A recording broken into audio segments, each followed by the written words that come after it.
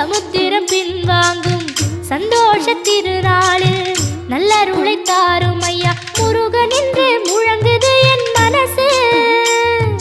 கடலை போல உன் கருணை பெருசு. உப்பு காத்து ஊத காத்து சுத்தும் கடலுக்கரைய பார்த்து சத்தியமா கோயில் கொண்ட சுப்பையா. எங்க குப்பத்துக்கு குலவிளக்கு நீ ஐயா.